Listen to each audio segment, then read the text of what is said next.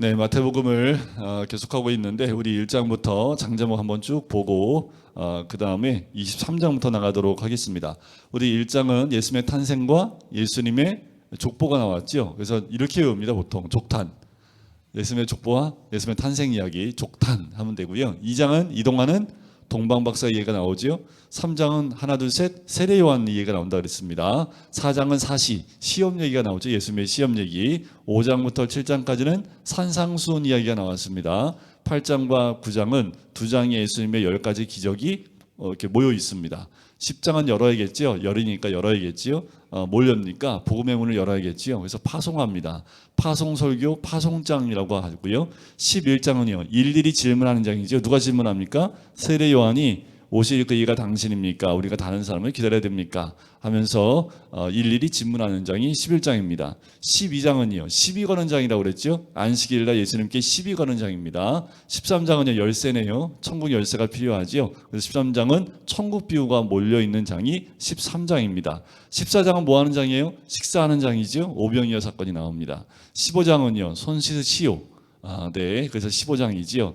장로의 전통 이야기, 손을 씻지 않고 음식을 먹는 것 때문에 사건이 이 논쟁이 있었던 것이 15장이지요. 16장은요 인류를 위한 베드로의 신앙 고백, 배신고. 그래서 16장 16절에 베드로의 신앙 고백이 나오지요. 17장은 변화산으로 연결이 됩니다. 산 위에 올라가신 예수 그리스도의 변화된 모습이 17장에 나옵니다. 18장은요 한판 들고 교회 설교, 한판 들고 제자 설교라고도 얘기합니다. 그게 18장입니다. 19장은 식구들 이야기가 나온다고 그랬죠. 이혼 얘기 나오고 어린아이 축복 얘기 나오고 부자 청년 얘기가 나옵니다. 20장은요 이빵 포도원 품꾼 비유, 천국은 마치 하면서 포도원 품꾼 비유가 20장에 나옵니다. 자, 21장은 드디어 예수님이 입성하는 장입니다. 어린 나귀를 타고 예루살렘 입성하시지요. 22장은 혼인잔치 비유가 나와요. 혼인은 둘이 하지요. 그러니까 22장입니다. 자, 23장은 드디어 서기관과 바리새인에 대한 예수님의 꾸짖는, 우리가 잘 익히 들어서 알 텐데요. 7화라고 하는 7가지 예수님이 화 있을진저 하면서 책망하시는 내용이 나오는 것이 23장입니다. 특별히 바리새인과 서기관들을 꾸짖는데 23장을 대할 때는 우리가 바리새인과 서기관 된 것처럼 이 책망을 귀담아 들을 수 있는 마음이 돼야 되겠습니다. 자, 2절에 보면 서기관들과 바리새인들이 모세의 자리에 앉았으니 라고 합니다. 자, 1절부터 12절까지는요 바리새인의 4가지의 거짓된 신앙에 대한 부분들을 책망하시는 부분이 나오는데, 예수님께서 참된 신앙과 거짓된 신앙에 대해서 서기관과 바리새인을 비유하신 말씀입니다. 자, 2절에 보면 모세의 자리에 앉았다라고 얘기를 하지요. 이 말은 거짓된 신앙을 의미합니다. 위선적 신앙을 얘기하고요. 하나님 주신 것을 인간적인 것으로 바꿔버린 인위적으로 만든 권위를 이야기합니다. 어떻게 모세의 자리에 앉을 수 있습니까? 그러니까 이 서기관과 바리새인은 자기들이 인위적으로 권위를 만들고 있다라는 것을 책명하고 계시고요. 3절에 보면 말과 행동이 달라요. 3절 끝에 보면 그들은 말만 하고 행하지 않는다라고 하지요.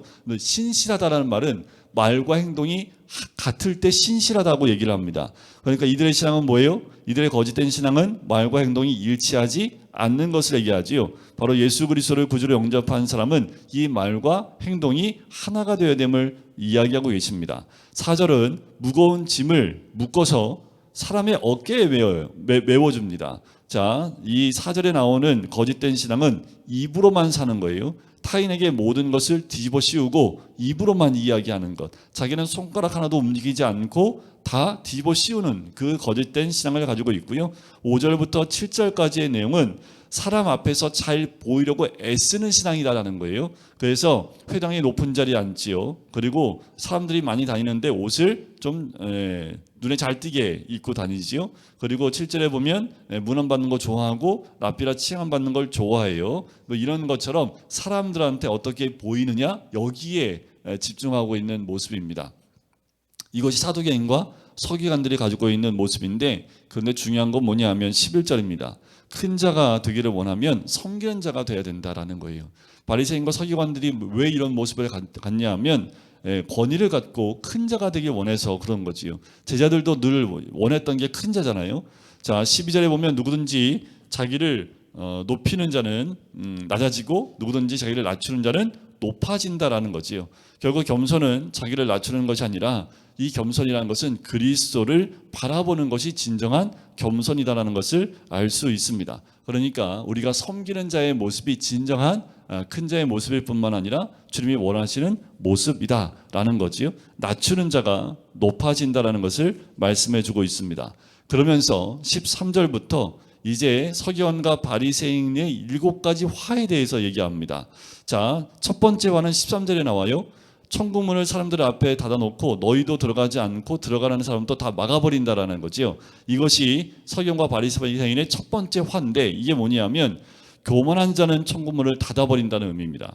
이들이 스스로 닫아버리고 다른 사람도 못 들어가게 막아버린다라는 거죠. 이들의 첫 번째 화가 이 화입니다. 두 번째 화는 15절에 나오지요.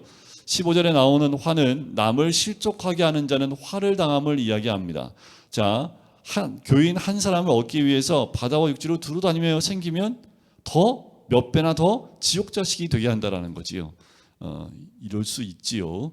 네, 남을 실족하게 하는 자는 화를 당함을 이야기하고 16절에 나오는 세 번째 화는 물질을 얻기에 탐하는 자는 비게 됨을 얘기합니다. 자, 그러니까 신앙적 위선, 허위, 돈과 현실적 이해에 얽매인 신앙과 이 신앙에 대해서 예수님이 지적하고 있는 거예요. 이들이 지금 제사를 드리러 가는데 예물을 제단에 이제 맹세를 하는데 이들이 뭐라고 얘기하냐면 16절에 보면 성전으로 맹세하면 아무 일 없거니와 성전에 금으로 맹세하면 지킬지라. 성전에 맹세하면 아무 일 없는데 성전에 드리는 그 금으로 맹세하면 지킨다고 얘기하는 거예요. 그러니까 뭐예요? 물질에 조금 더 관심이 있는 이들의 모습을 볼 수 있죠. 그래서 18절에 예수님이 뭐라고 하냐면 누구든지 제단으로 맹세하면 아무 일 없거니와 그 위에 있는 예물로 맹세하면 지킬지라 하는도다라는 거예요. 이들의 관심이 어디 있어요? 금과 예물에 있는 것을 볼 수 있겠지요. 자, 23절에 보면 이제 네 번째 화입니다. 이 네 번째 화는 뭐냐면 작은 일에 대해서도 자비롭지 못한 자는 화가 있음을 이야기합니다. 자, 여기서 23절에 보면 너희가 박하와 회향과 근체의 11조는 드리되, 자, 이게 박하가 뭐냐면요, 음식의 향유를 의미하고요, 그리고 회향과 근체는 약재입니다. 그러니까 이걸 얘기하는 건 뭐냐면 아주 작은 것까지 11조를 드린다라는 의미입니다. 그러니까 그렇게 철저하게 작은 것 다 드리되 율법에 더 중한 정의와 긍휼과 믿음은 버렸다라는 거예요. 자, 작은 일에 대해서도 자비롭지 못한 이들의 모습, 11조에 대한 부분은 아주 작은 것이 잘 드리면서 율법에 정말 중요한 이 정의와 긍휼과 믿음은 저버린 이들의 신앙의 모습을 책망하고 있는 것을 보게 되는 거지요.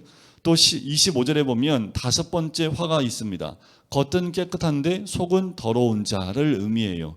자, 25절 두 번째 줄에 보면 잔과 대접의 겉은 깨끗이 하되 그 안에는 탐욕과 방탕으로 가득하다. 겉은 깨끗한 척하여 보이는데 속은 뭐예요? 전혀 그렇지 않다라는 거지요.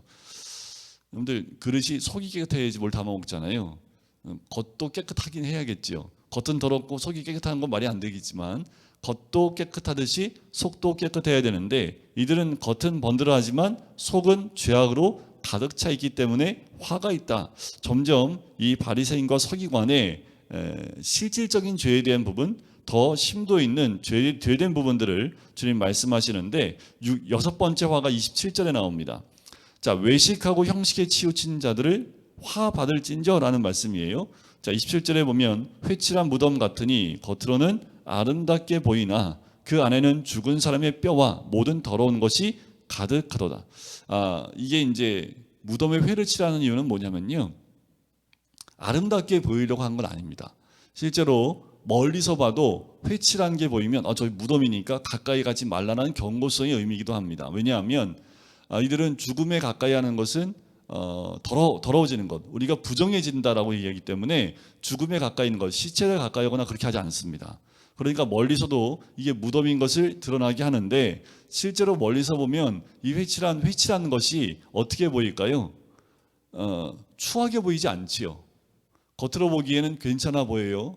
하지만 그 안에는 뭐가 있다고요? 죽은 사람의 뼈와 더러운 것이 가득하다라는 겁니다. 그러니까 외식하고 형식적인 것에 너무 치우쳐 있는 신앙이 겉으로 보기에는 정말 좋아 보일지 모르지만 정말 그 안에 내면에 있는 것은 그렇지 않음을 이야기하고 있는 거지요. 마지막 7번째 화가 29절에 나옵니다. 의인들을 핍박하는 자들은 마귀의 자녀들로 불리어진다 하면서 마지막 화를 얘기하십니다. 너희는 선지자들의 무덤을 만들고 의인들의 비석을 꾸미며 이르되 라는 거예요. 자, 이들의 조상들이 어떻게 해요? 하나님 보내신 선지자들을 어떻게 했습니까? 다 핍박하고 박해하고 죽였다라는 거예요. 그래서 33절에 보면 뱀들아 독사의 새끼들아 너희가 어떻게 지옥의 판결을 피하겠느냐라고까지 말씀하시는 거예요.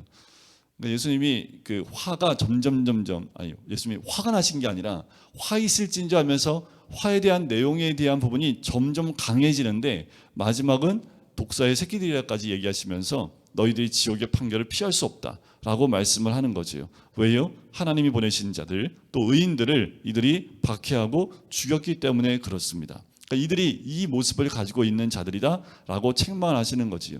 23장은 그렇게 예수님을 쫓아다니면서 예수님을 넘어뜨리려고 하고 예수님을 더 넘어뜨리려고 했던 바리새인과 그 서기관에 대한 실질적인 그들의 내면의 모든 모습을 다 까서 보여주신 거예요. 제자들에게 또 사람들한테 모든 사람들한테 이들의 이들의 죄가 무엇인지 그들의 속에 있는 걸 완전히 까서 다 보여주고 있는 거지요.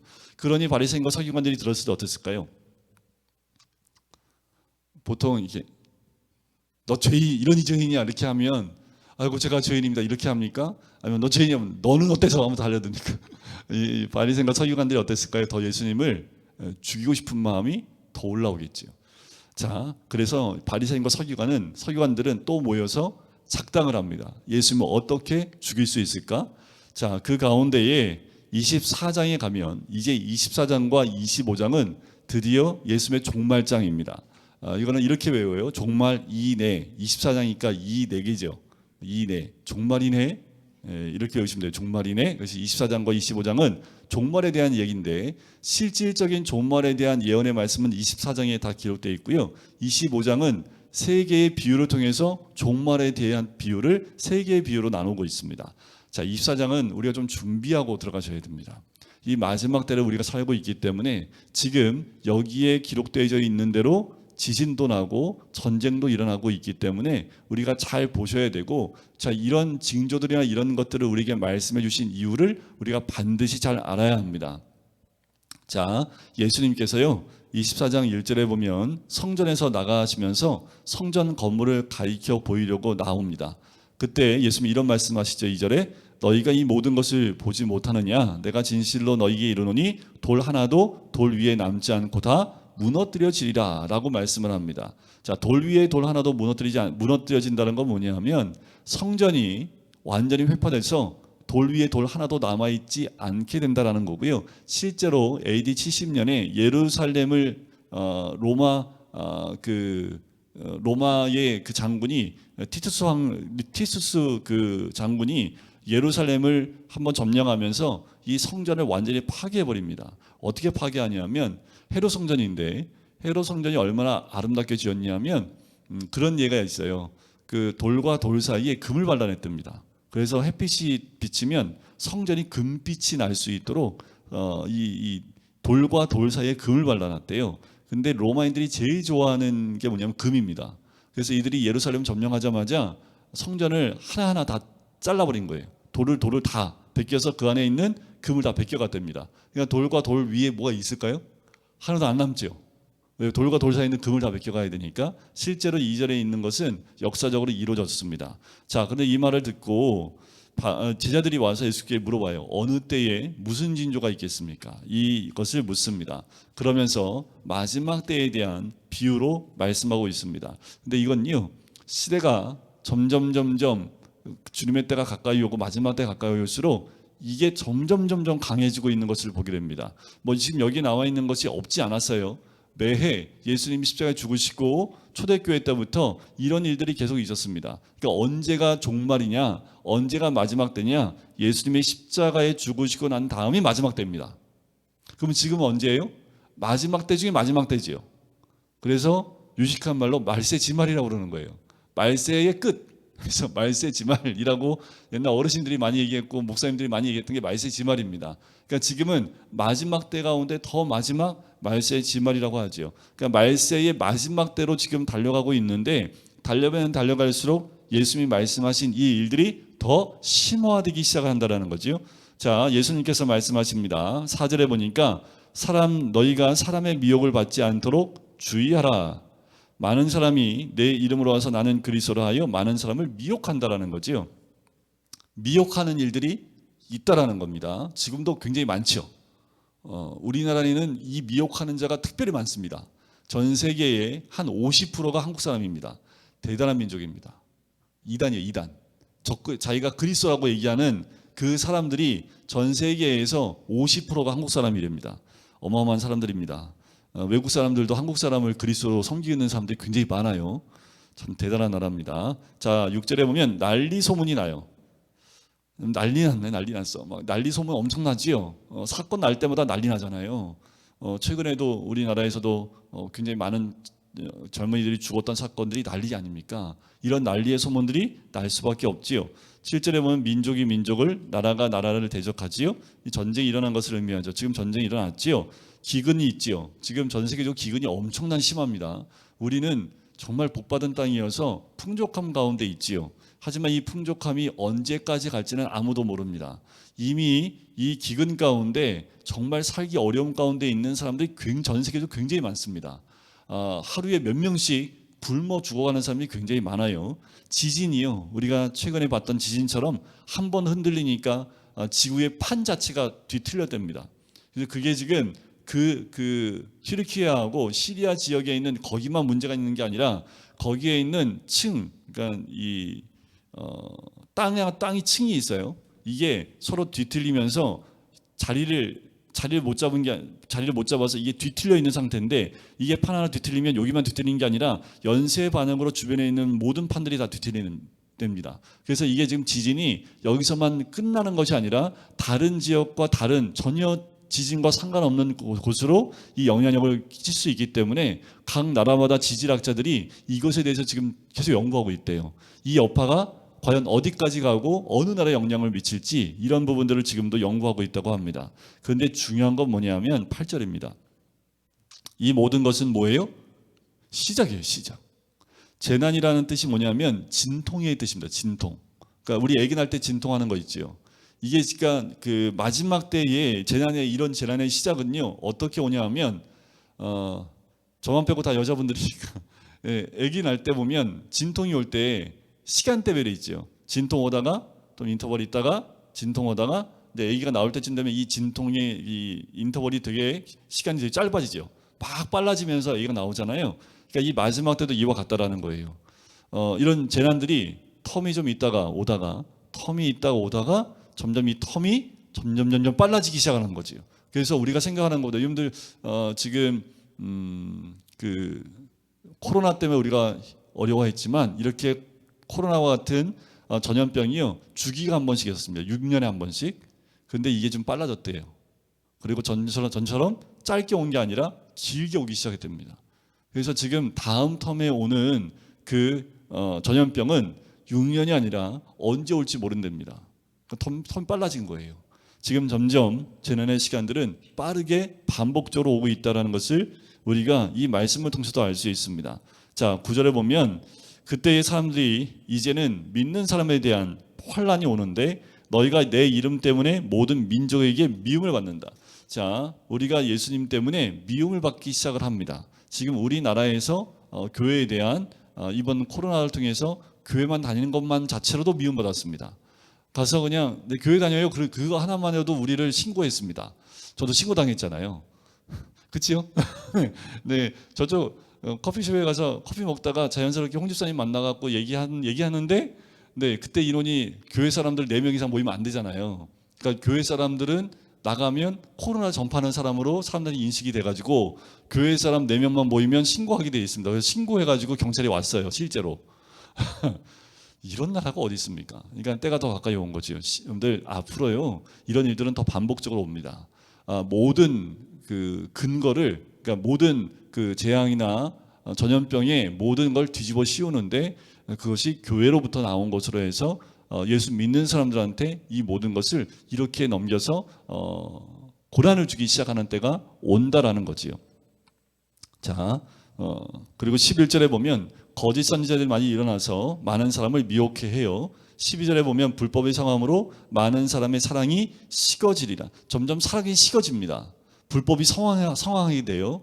지금 여러분들 이 나라의 법이 점점 죄가 아닌 것으로 바꿔 나가고 있습니다. 죄가 죄임을 우리가 법으로 정해야지 그 죄를 범하지 않는데 죄를 이제 더 이상 죄가 아닌 것으로 자꾸 바꿔 나가는 법을 만들어가고 있지요. 그러니까 불법이 성행하는 거예요. 그럼 사람이 어떻게 삽니까? 불법이 성행하게 되어지면 법이 없어지는 겁니다. 그럼 어떻게 될까요? 질서가 없습니다. 근데 그 질서 없음을 법적으로 인정해주는 법들을 자꾸 만들어가고 있는 거죠. 사람들이 어떻게 해요? 이 불법이 성하면 당연히 사랑을 할 수 없습니다. 서로를 경계할 수밖에 없는 상황으로 갈 수밖에 없는 거지요. 그렇지만 13절에 끝까지 견디는 자는 뭐예요? 구원을 얻습니다. 믿음 가운데 끝까지 견디는 것, 그 사람이 구원을 얻을 수 있다라고 얘기하는 거지요. 그래서 14절에 보면 이 천국 복음이 모든 민족에게 증언되기 위하여 온 세상에 전파되리니 그제야 끝이 오리라라는 거예요. 그래서 지금도 복음이 전해지고 있고 지금도 아직 복음을 받아들이지 못한 자들을 위해서 복음이 나눠지고 있는 모습이지요. 자, 마지막 때를 맞는 그리스도인의 삶의 방식을 말씀해 주고 있는 거예요. 끝까지 견디는 것. 오직 말씀으로만 끝까지 견디는 자, 이것이 그리스도인의 삶의 법칙이고 방식이고, 또 하나는 복음을 나누는 자의 모습이 마지막 때 우리의 삶의 법칙이어야 된다라는 겁니다. 자, 이제 가장 큰 환란이 다가오면 어떻게 돼야 되는지, 어떻게 우리가 대처해야 되는지가 15절부터 나오는데, 자, 가증한 것이 서지 못할 곳에 선 것을 보거든 16절에 유대인들은 산으로 도망하고, 17절에 지붕 위에 있는 자는 집안의 물건을 가지러 내려가지도 말고, 18절에 밭에 있는 자는 겉옷을 가지러 들여 돌이키지도 말고, 아이 벤 자들과 젖 먹이는 자들에게 화가 있고, 20절 너희가 도망하는 일이 겨울에나 안식에 되지 않도록 기도해라 라는 거예요. 만약 그날을 감하지 않았다면 버틸 수 있는 사람이 한 명도 없었을 것이다. 23절 그때에 사람들이 너희에게 또 얘기합니다. 그리스도가 여기 있다 혹 저기 있다 해도 믿지 말라는 거예요. 이렇게 환란이 오고요, 이렇게 재앙이 닥쳐올수록 사람들이 혼미해집니다. 그리고 뭐가 뭔지 구분을 못해요. 그럴 때 더 미혹하는 영들이 옵니다. 그래서 한 사람의 믿는 사람이라도 넘어뜨리기 위해서 자꾸 우리를 미혹해요. 그때에 여기 있다 믿지 말라는 거예요. 거짓 그리스도들과 거짓 선자들이 일어나서 큰 표적과 기사를 보여 할 수만 있으면 24절에 택한 자들도 미혹한다라는 거죠. 여러분들 이적을 따라가시면 안 됩니다. 표적을 따라가시면 절대로 안 돼요. 때가 올수록 어둠의 영들이 이런 표적을 일으킬 수 있습니다.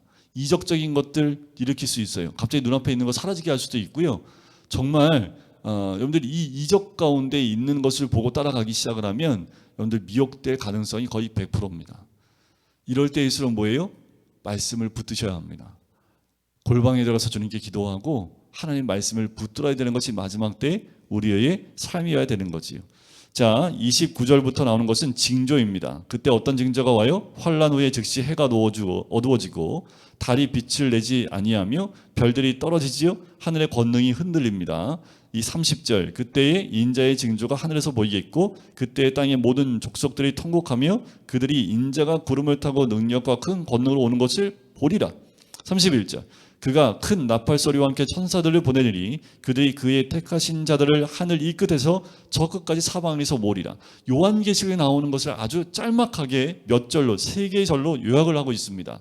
자, 이 징조가 왔을 때 우리는 어떻게 살아야 되는지, 이 마지막 때 우리는 어떠한 모습이어야 되는지를 비유를 통해서 32절부터 우리에게 설명해 주고 계세요. 자, 우리 예수님은 비유로 설명을 해 주십니다. 자, 32절에 보면 무화과 나무의 비유를 배우라. 이런 징조들이 올 때까지 우리가 어떻게 해야 되는지 무화과 나무의 비유를 배우는데, 자, 무화과 나무의 가지가 연하여 지고 잎사귀를 내면 여름이 가까운 줄을 아나니. 자, 무화과 나무 하나를 봐도 저희는 이렇게 교회로 이렇게 쭉 오다 보면 그 꽃들이 있지요, 종류별로. 그래서 뭐 철쭉이 피거나 뭐 진달래가 피거나 아니면 장미가 피거나, 요새 장미가 정신을 잘 못 차려서 조금만 따뜻하면 장미꽃 하나가 딱 펴요. 많이는 안 피고 제가 때를 모르네. 9월 달에 갑자기 10월 달에 갑자기 11월 달에 막 장미가 펴요. 근데 원래는 장미 언제 펴요? 5월 달에 펴야 되잖아요. 근데 또 요거 4월 달로 또 당겨졌어요. 우리가 5월 달에 있을 가족 축제 그때 원래 만개를 내서 그때 항상 장미 앞에서 사진을 찍었는데 그래서 저희가 항상 5월 마지막 주에 했었잖아요. 한 주 당겨야 될 것 같아요. 마지막 주 했더니 애들이 히말라야가 없어요. 사진에 보니까 장미가 그러니까 시간 자꾸 당겨지는 것 같아요. 꽃을 봐도요. 꽃이 피는 걸 보면 꽃이 피는 걸 보면서 지금 어느 때라는 걸 알 수 있지요. 무화과 나무를 보면서 이 이스라엘 백성들도 아는 거예요. 그때를. 자, 그러면서 우리 주님이 말씀하시는 거죠. 내가 진실로 너희에게 말하노니 34절 이 세가 지나가기 전에 이 일이 다 이루어질 것이라는 거예요. 인자가 가까이 온 줄 곧 문 앞에 이른 줄을 너희도 알라라고 말씀하시면서 36절에 그러나 그날과 그때는 아무도 모르나니 하늘의 천사들도 아들도 모르고 오직 아버지만 아시느니라. 그날과 그때는 아무도 몰라요. 자, 이 말이 뭐냐면 예수님도 모른다라는 개념의 의미가 아닙니다. 자, 그날과 그때는요. 그 부분은 하나님 아버지의 소관입니다. 그러니까 아들이 모르는 게 성자 하나님이 모르는 게 있으면 전능하신 분이 아니지요. 그러니까 다 하나님이 아시지만 이 그때와 그 시에 관한 것은 성부 하나님의 소관입니다. 그러니까 성부 하나님께서 하시는 거지 성자 예수님이 그 사역을 하시는 게 아닙니다. 그러니까 그날 그 천사도 아들도 모른다는 것은 아들이 모른다는 그 의미보다 아버지만 신뢰해야 함을 강조하시는 거예요. 자, 37절에 보면 그날은 어떤 때와 같냐 하면 노아의 때와 같이 인자의 임함도 그러하다라는 거예요. 마치 노아의 때에 있었던 비가 와서 모든 것이 홍수로 다 잠겼을 때와 같다라는 거예요. 자, 노아의 날이 어떤 때입니까? 38절에 나오지요. 사람들이요 방주에 들어가기까지 먹고 마시고 장가들고 시집가고 있으면서라는 거예요. 자, 여기서 있으면서라는 말이 중요한데 왜냐하면 이것이 이 문법상을 보면 미완료 과거 시제입니다. 미완료 과거 시제라는 게 뭐냐면 이런 의미가 있어요. 있으면서라는 말이 매일 끊임없이 계속하고 있음을 나타냅니다. 그러니까 매일 끊임없이 뭐 하는 거예요? 먹고 마시는 일에 신경 쓰고 있고 매일 끊임없이 장가들고 매일 끊임없이 시집 가는 것에 우리의 마음을 다 빼앗겨 버렸다라는 거예요. 그러니까 홍수가 온 것도 뭐예요? 39절에 깨닫지 못하였다라는 거예요. 인자의 임함도 이와 같다라는 거죠. 우리가 우리의 평상시의 삶 무엇을 먹고 마시는 것에 우리의 마음을 빼앗기고 살다가 주님의 오실 때가 갖고 왔음을 깨닫지 못하고 있을 그 노아의 때와 이 마지막 때가 같다라는 거예요. 그러니까 뭐 하고 있으라는 거예요? 정신 차리라고요. 우리가 사는 것이 별거 아닙니다. 우리가 특별히 죄를 더 짓고 사는 거 아니지요. 우리가 그 마지막 때를 준비 안 하기 위해서 더 죄를 짓고 사는 거 아닙니다. 그런데 우리가 평상시의 삶 가운데 이 마지막 때에 대해서 깨어있지 못하고 깨닫지 못하면 그냥 우리도 평상시의 삶에 집중하여 살다가 마지막 때가 왔을 때 모르고 그것을 대비하지 못한 상태에서 맞이할 수 있다라는 거예요. 그러니까 그것을 그래서 뭐라고 하냐면 두 사람이 밭에 있다가 한 사람은 버려둠을 당하고 한 사람은 가고 또 맷돌질 하다가 한 사람은 데려감을 당하고 한 사람은 버려둠을 당할 것이다 라는 거지요. 그러면서 42절 그러므로 뭐 하고 있으라고요? 깨어있으라. 깨어있으라. 어느 날에 너희 주가 임할는지 너희가 알지 못함이니라. 24장에서 가장 중요한 겁니다. 깨어있으라는 거예요. 깨어있으라. 43절 너희도 아는 바니 만일 집주인이 도둑이 어느 시각에 올 줄 알았더라면 깨어있어 그 집을 뚫지 못하게 하였으리라. 그러니까 어떻게 하라고요? 44절에 너희도 준비하고 있으라. 생각하지 않은 때에 인자가 오리라는 거죠. 여러분들 우리가 여기서 굉장히 두려움도 있어야겠지만 이 부분에 대해서 늘 우리가 깨어서 이 말씀을 기억해야 될 부분이 이 부분입니다. 우리도 자칫 깜빡하면 이 날에 대한 생각 없이 준비 없이 하루하루를 살아갈 수 있습니다. 중요한 것은 오늘 하루 살고 내일 하루 살 때에도 준비하는 마음으로 살아가야 된다는 거예요. 마치 어떻게 해요? 도둑이 오늘 밤에 우리 집에 온대요. 그럼 어떻게 해야 돼요? 문 열어놔야 되지요. 그죠? 열어놓고 가져가시라고. 이게 준비하지 않는 건 이와 같다라는 겁니다. 주님 오실 때가 심히 가까이 왔고 주님 오시겠다는 사인을 계속 보내고 있잖아요. 사인을 보내고 있잖아요. 요즘 사인 모르시겠어요? 아니 어떻게 그냥 여러분들 골목에서 젊은이가 150명 넘게가 죽을 수 있습니까? 그게 상상이 가세요? 그렇게 하라고 해도 그 장면을 재현하기가 정말 어려울 겁니다. 지금 요만한 통로예요. 요만한 통로에 수백 명이 껴 있는 거예요. 그 가운데 죽은 아이들이 150명, 젊은 애들이 이런 상황을 재현하라도 재현할 수 없은 이런 사건이 벌어지면 우리는 어떻게 해요? 이런 지금 우리나라에서 일어나는 일이 아니지만 지진으로 해서 한 번에 3만 명 넘게 거의 4만 명 가까이가 죽었습니다. 이런 사람이 죽어가는 그 상황에서 우리하고 상관없기 때문에 괜찮아요? 아니죠. 그것도 하나님이 그 사건을 통해서 뭔가 말씀하고 계시는 거죠. 북한이 계속 뭐예요? 미사일 쏴대지요. 그러다 잘못해서 남한 쪽에 쏴보면 어떻게 돼요? 그건 전쟁 나는 거잖아요. 이게 한순간이에요. 저 북한에 있는 그 정은이가 한번 꼭지가 돌아가지고 야 이번에는 방향 한번 틀어봐 해갖고 방향 틀어갖고 갑자기 남쪽에 그러니까 멀리 쏘는 거는 너무 멀어서 한국 땅에 안 떨어진대요. 그 여자애가 나와서 그러잖아요. 이거 쏘는 거는 남쪽하고 상관없다고 멀리 쏘는 거기 때문에 그러니까 우리 무시하면서 얘기한 건데 근데 얘들이 한번 자칫 잘못 판단해서 버튼 한번 잘못 누르면 남쪽에 서울에 한번 딱 떨어지면 서울 불바다가 됩니다. 이거 아무도 모르는 거예요. 근데 이렇게 계속해서 북한에서 쏘대고 있고 지진 나고 있고 이것저것에서 죽는 이야기가 계속 나오고 있는 것은 여러분들 이 소리를 들으면서 우리가 뭐 하는 거예요? 때가 가까이 왔으면 깨달으라는 겁니다. 그러니까 뭐 하고 있으라고요? 준비하고 있으라고요.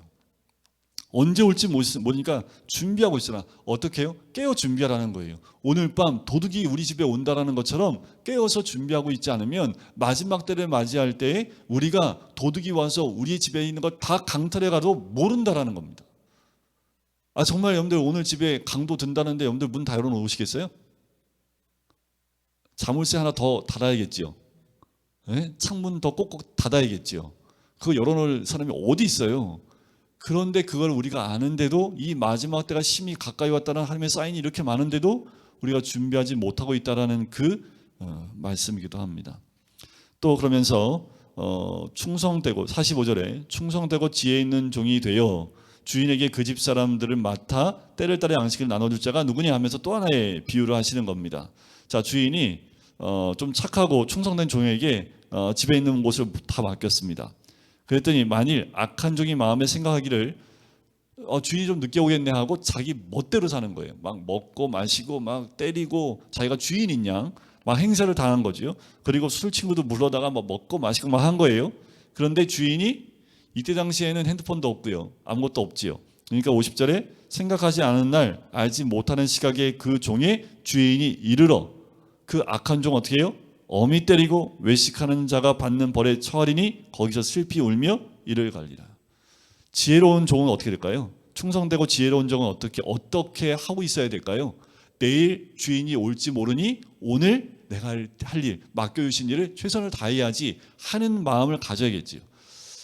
청년들이 이런 마음을 가져야 되는데 젊은 애들이 이런 마음 갖고 열심히 일하면 사회에서도 인정받을 텐데 그죠? 그런 마음들이 점점 사회에서도 사라지고 있고 교회 안에서도 사라지고 있다라는 거예요. 내일 예수님이 오신다는 생각 갖고 오늘 산다면 오늘 우리가 어떤 삶을 살까요? 자, 그러면서 25장은 마지막 때의 비유를 세 가지 비유를 말씀합니다. 열처녀 비유와 달란트 비유와 양과 염소 비유가 25장에 나와요. 자, 25장 1절에 보면 열처녀 비유가 나옵니다. 천국은 마치 등을 들고 신랑을 맞으러 나간 열처녀와 같다라는 거지요. 자, 다시 한번 이건 제가 이제 이 혼인 잔치의 비유를 계시록 할 때도 제가 좀 말씀을 드렸지만 유대인들은 결혼에 대한 부분을 할 때 세 단계가 있습니다. 그런데 가장 중요한 것은 두 단계와 세 번째 단계인데 첫 번째는 그 부모들끼리 하는 약속이고요. 두 번째는 뭐냐면 정혼하는 거예요. 정혼. 그러니까 약혼, 우리 전에 약혼이라고 했죠. 한 30년 전에 약혼을 했었는데 어느 순간부터 약혼은 없어졌잖아요. 이 유대인들도 약혼을 해요. 근데 법적으로 부부로 인정을 하지만 아직 한 집에 살진 않습니다. 각자 집에서 아내는 그 신부는 신부 집에서 그리고 신랑은 신랑 집에서 각각 1년 동안 신랑과 신부를 위해서 준비하는 시간이 1년을 갖습니다.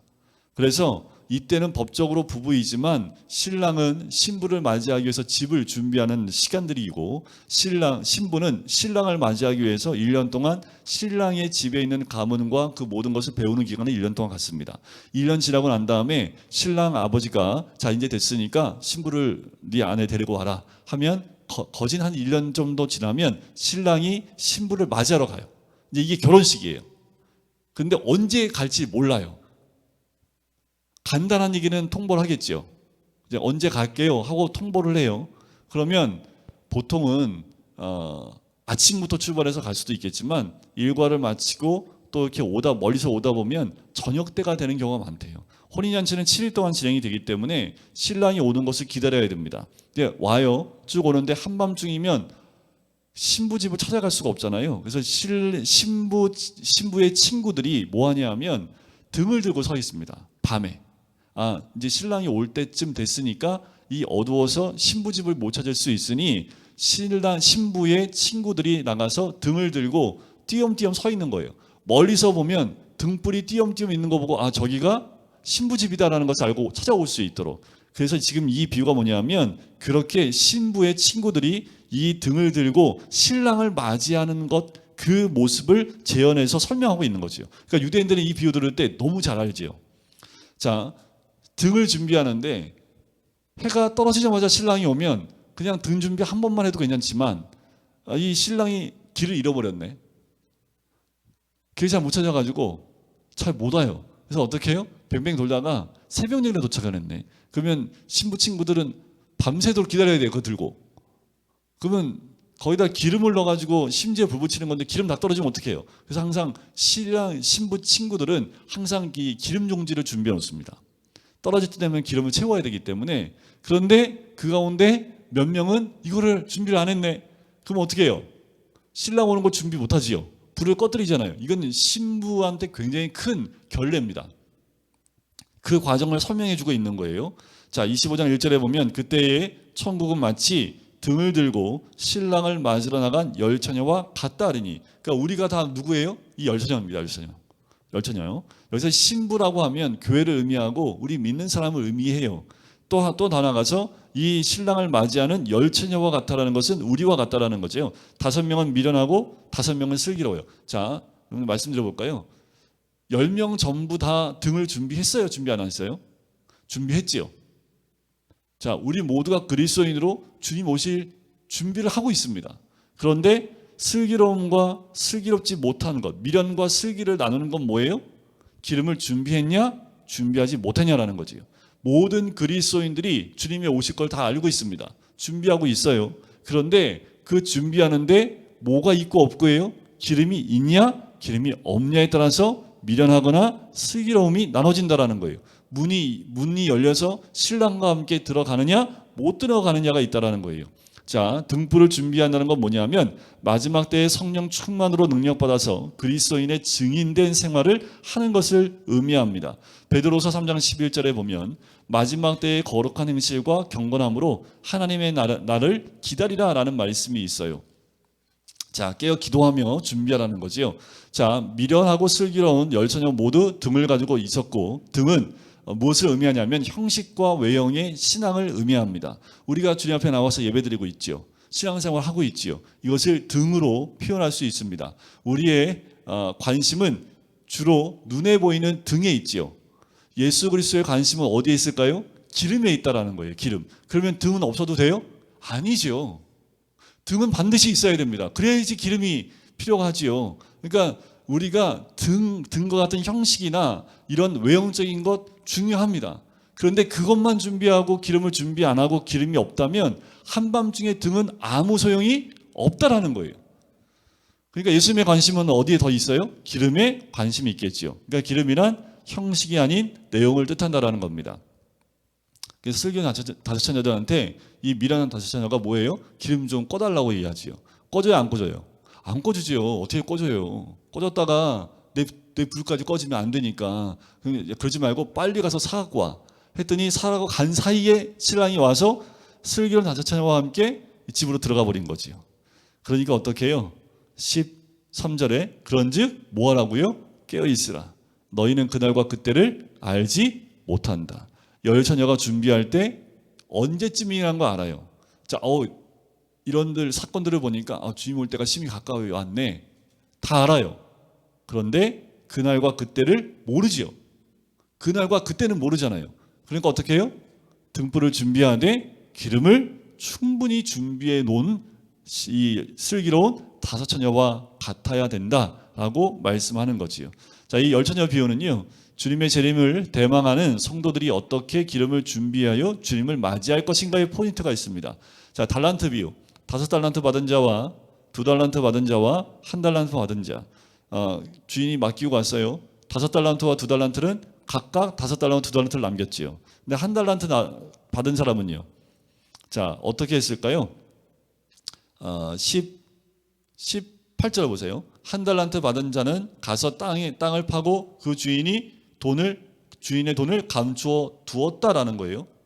그러니까 이게 무슨 의미가 있냐면 1달란트 받은 사람은요, 감사가 없어요. 자기 돈도 아닌데 자기는 1달란트 받은 것 때문에 마음에 불편함이 있지요. 하나님 주신 것에 감사하지 않고 불평한 사람이 1달란트 받은 사람의 특징입니다. 자, 무엇을 받았든 어떤 환경에서 태어났든 어떤 은사를 받았든 그것에 감사하고 기뻐하고 하나님께 영광 돌릴 수 있느냐 없느냐의 구분만 있는 거예요. 그러니까 우리가 1달란트, 2달란트, 5달란트 그 양이 중요한 게 아니라 나에게 주어진 달란트대로 우리가 그 받은 대로 살아가는 것이 더 중요하다라는 거지요. 그래서 천국은 어느 자의 것이에요? 낮은 자, 작은 자의 것이라고 반복해서 우리 주님 말씀하시는 겁니다. 또 두 번째 뭐냐면 주님이 결산하러 온다는 것을 이 1달란트 받은 사람은 깊이 생각을 안 했다라는 거예요. 땅에 묻어놨다는 걸 뭘까요? 잊어버렸다라는 겁니다. 그래서 주인이 나중에 돌아왔을 때 뭐라고 합니까? 너 그거 은행에 맡겨서 이자라도 받지. 그걸 왜 땅에 묻어놓냐? 라는 거예요. 그렇죠. 달란트가 굉장히 많은 돈입니다. 1달란트 작은 돈 아닙니다. 그 1달란트를 은행에 맡겨놓고 이자라도 많았으면 그 이자라도 나한테 이문을 갖고 올 수 있을 텐데 왜 묻어놨냐라는 거예요. 근데 달란트 묻어놓으시면 안 됩니다. 근데 달란트 묻어놓으시면 안 됩니다. 하나님 주신 달란트를 여러분들 은행이라도 맡기세요. 저한테 맡기세요. 저한테. 제가 이문 드릴게. 그러지 말고 2달란트, 5달란트 받은 것처럼 받은 달란트를 잘 활용하면 그것이 배가 되는 역사가 있는 거지요. 우리가 무엇을 하든 최선을 다할 때 주님이 그 5달란트 받은 자와 2달란트 받은 자에게 뭐라고 합니까? 똑같이 얘기해요. 21절과 23절에 잘하였도다 착하고 충성된 종아 내가 적은 일에 충성하였음에 내가 많은 것을 내게 맡기리니 내 주인의 즐거움에 참여할지어다. 똑같이 얘기하지요. 5달란트 너 더 많이 남겼네. 너한테 더 많이 줄게. 이 얘기 아닙니다. 5달란트든지 2달란트든지 똑같아요. 착하고 충성된 종아 내가 적은 일에 충성하였음에 라는 거지요. 나에게 어떤 달란트가 주어지든 그 달란트를 최선을 다할 때 많이 받은 자에게는 많이 받았겠죠. 적게 주어진 자에게는 적게 받을 수밖에 없습니다. 그러니까 그 모든 일을 하나님 보시기에 똑같다라는 거지요. 하지만 1달란트 받은 자는 26절에 악하고 게으른 종아 나는 심지 않는 데서 거두고 해치지 않는 데서 모는 줄로 네가 알았니? 착각한 거지요. 하나님에 대해서 오해하고 있다라는 겁니다. 이 달란트 비유는요, 기다리는 성도들이 깨어 기다리는 동안에 어떻게 살 것인가에 대한 비유입니다. 자, 아까 열처녀 비유는 주님을 어떻게 맞이할 것인가, 어떻게 기름을 준비하여 주님을 맞이할까의 포인트가 있다면 달란트 비유는요, 어떻게 살 것인가에 대한 비유를 하고 있다라는 거예요. 마지막 때에. 자, 양과 염소의 비유는요, 이거예요. 마지막 때에. 자, 33절에 양은 오른편에 염소는 왼편에 두리라. 그러면서 주님 얘기하시지요. 칭찬을 하세요. 자, 35절에 내가 줄일 때 너희가 먹을 것을 주었고 못 마를 때 마시게 하였고 나그네 되었을 때 영접하였고 헐 벗었을 때에 옷 입혔고 병들었을 때에 돌보았고 옥에 갇혔을 때 와서 보았느니라. 양 같은 사람들에게 얘기를 합니다. 그런데 염소는요, 그렇지 않다라는 거지요. 자, 40절에 보면 두 번째 줄에 이렇게 얘기해요. 염소 같은 자들에게 너희가 여기 내 형제 중에 지극히 작은 자 하나에게 한 것이 곧 내게 한 것이니라 하시고, 왼편에 있는 자들에게 이르시되 저주를 받은 자들아 나를 떠나 마귀와 사자들을 위하여 예비된 영원한 불에 들어가리라. 자, 양과 염소 비유의 중요한 것은 심판은 반드시 있다라는 거지요. 그리고 반드시 마지막 심판에 양과 염소는 구분된다라는 겁니다. 그리고 천국과 심판은 무엇에 근거해서 심판이 돼요? 현재의 삶의 태도와 아주 밀접한 관계가 되어 있다는 거죠. 현재 나의 삶에 마지막 심판 때의 모든 것이 굉장히 밀접하게 관계되어져 있다라는 거예요. 자, 즉 미래의 대심판이란 현재 내가 어떻게 사랑하고 어떻게 봉사하고 어떻게 헌신하느냐와 깊은 관계가 있다라는 겁니다. 자, 그 관점에서 열처녀 비유는, 자, 결혼은 기름을 준비하라 깨어 기도하라는 것이고요. 달란트 비유는요, 우리가 재림을 어떻게 준비해야 되느냐에 대한 해답을 주고 있는 겁니다. 주님의 재림을 어떻게 준비해야 돼요? 1달란트 받은 자와 같이 하는 것이 아니라 5달란트와 2달란트 받은 자와 같이 하는 거지요. 양과 염소 비유는요, 받은 은사를 가지고 최선을 다해서 준비한다는 것이 무엇인지를 우리에게 보여주고 있는 거지요. 그러니까 여러분들, 나한테 주어진 달란트가 뭡니까? 내가 해야 될 게 뭐예요? 나에게 지금 있는 일, 내가 사회에 나가서 열심히 일하고 있는 그 일부터 시작해서 내가 엄마로서 아빠로서의 그 직분을 최선을 다해서 감당하고 나가는 것, 이 모든 것들을 다 의미하고 있는 거지요.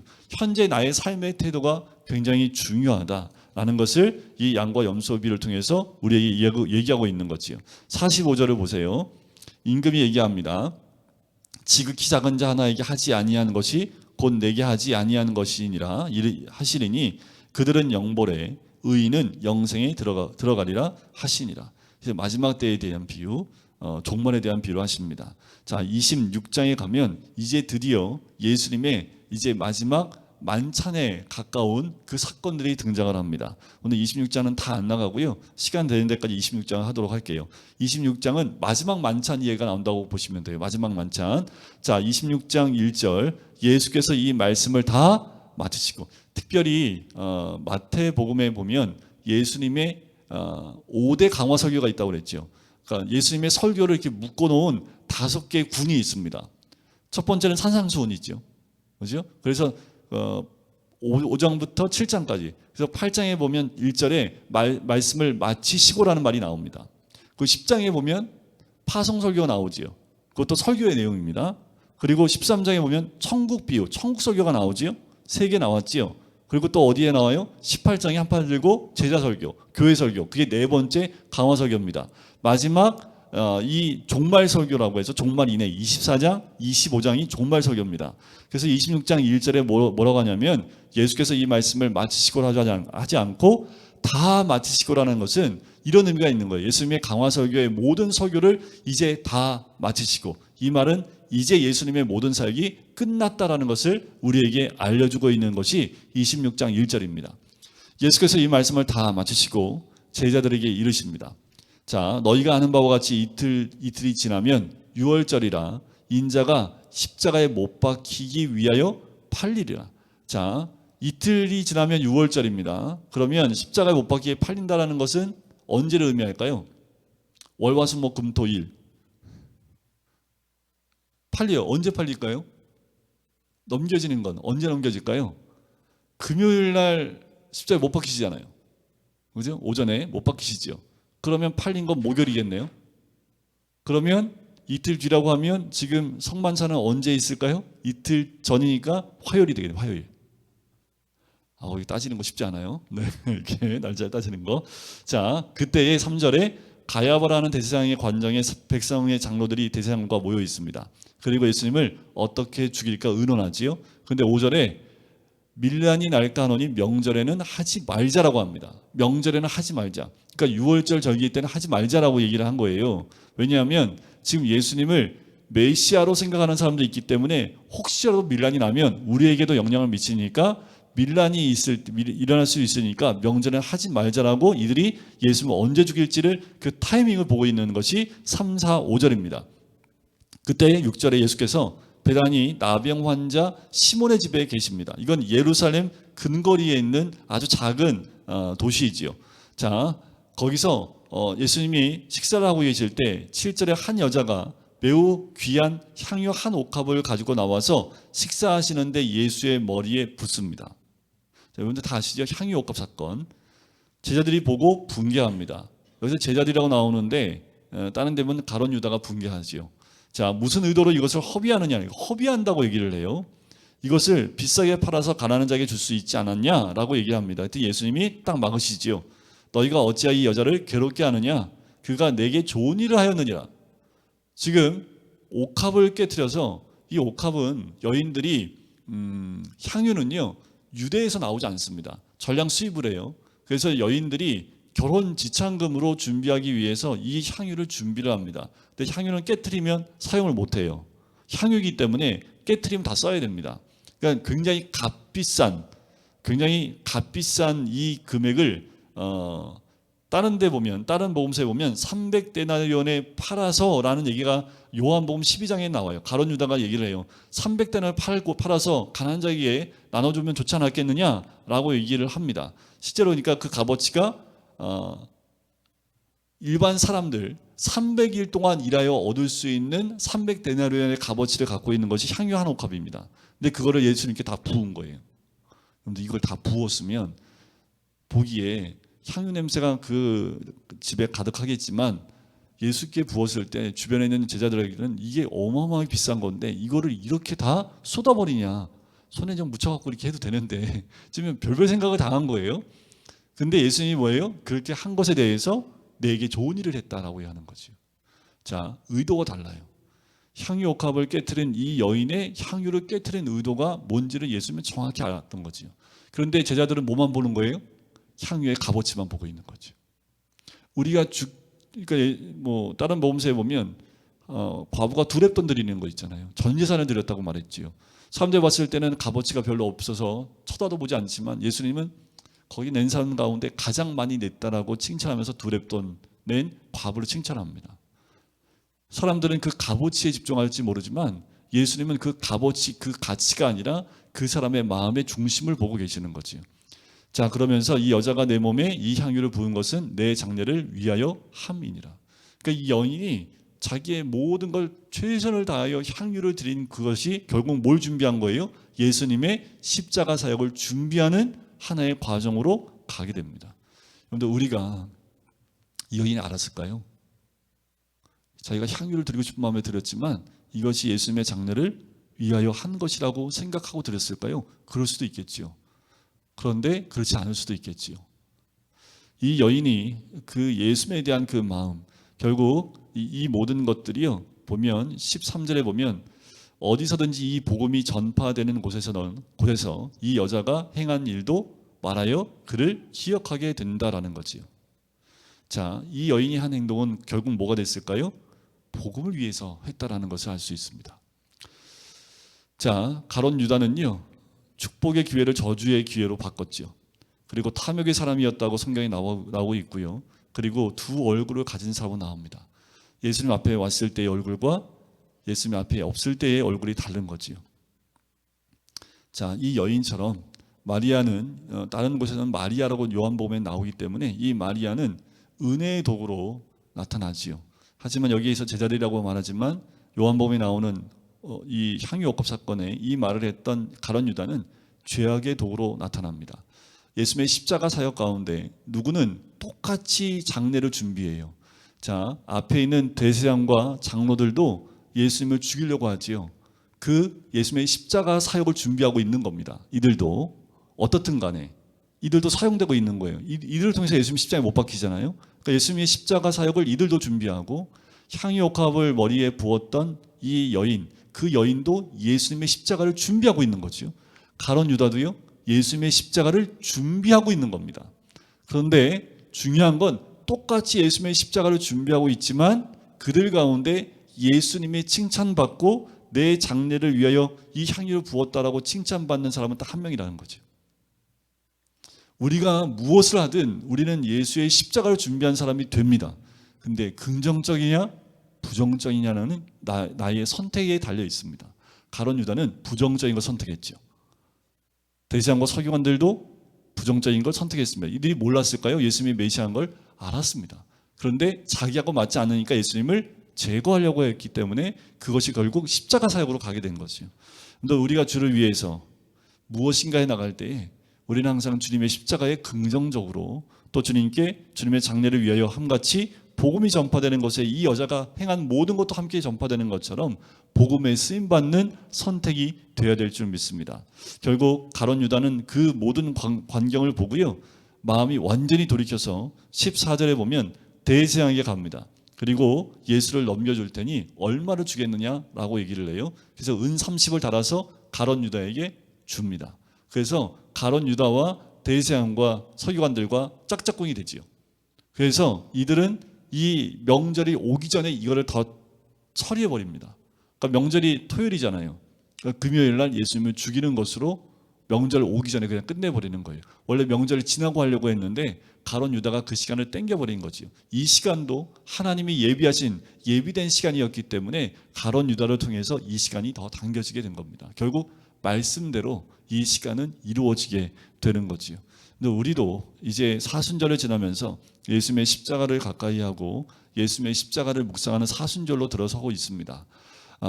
이 사순절 기간 가운데 더 우리가 기억해야 될 것은 우리 모두가 십자가를 준비하는 사람들로서 이 기간 가운데 이 향유 옥합을 깨뜨렸던 이 여인처럼 주님의 그 십자가를 준비하는 사람이 되어야 될지, 아니면 가룟 유다처럼 이렇게 예수님의 십자가를 준비하는 사람들이 될지는 우리가 주님 앞에 어떠한 모습과 또 어떻게 주님 앞에 나가야 될지에 대한 우리의 선택권에 달려 있는 거지요. 우리가 더 십자가를 깊이 묵상할 필요가 있고요. 이 여인은 아마도 예수님을 더 깊이 묵상했을 겁니다. 그리고 지금 자기가 하는 행동이 무엇인지 알았을 거예요. 그리고 그 모습은 결국 복음과 함께 모든 것에 나눠주고 전파되어지는 그의 행위와 모습이 되어진 거죠. 우리의 삶 가운데에도 우리 이 사순절 기간 가운데 복음을 위해서 헌신되어지는 귀한 마음이 있기를 주님의 이름으로 간절히 축원드립니다. 우리 이 시간에 함께 기도하고 예배를 마칠까요? 함께 기도할 텐데요. 하나님, 때가 심히 가까이 왔는 이때에 우리가 겉에 보이고 눈에 보이는 형식적인 것에 우리의 마음을 빼앗기지 않게 해달라고. 아버지 하나님, 때가 가까이 올수록 깨어서 준비하는 자가 되길 원합니다. 도둑이 온다고 했을 때 우리가 깨어 준비하는 것처럼 하나님, 우리가 그때가 도둑처럼 임할 텐데 우리에게는 그렇게 임하는 것이 아니라 준비되어진 자로서 그 마지막 때를 맞이할 수 있는 우리가 될 수 있도록 슬기로운 다섯 처녀와 같이 기름을 준비하고 최선을 다하여 준비했던 5달란트와 2달란트 받은 자와 같이, 또 양과 같이 하나님, 매일의 삶 가운데 깨어서 주님이 오실 그날을 준비하는 우리가 될 수 있도록, 그리고 복음과 함께 주의 사역에 늘 긍정적으로 쓰임받을 수 있는 주의 백성 될 수 있도록 인도해 달라고 우리 이 시간에 같이 한 목소리로 기도하시겠습니다.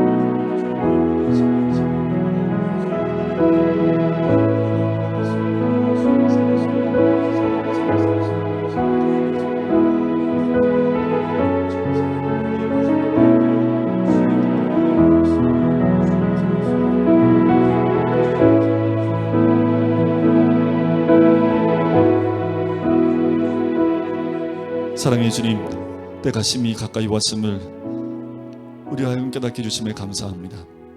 아버지 하나님, 그날과 그 시는 아무도 모르지만 아버지 하나님, 때가 심히 가까이 오고 있음을 우리로 하여금 깨닫게 하시고 보게 하시는 주님, 이 마지막 때를 사는 우리들이 깨어 준비하며 깨어있는 자로 서기를 간절히 소원합니다.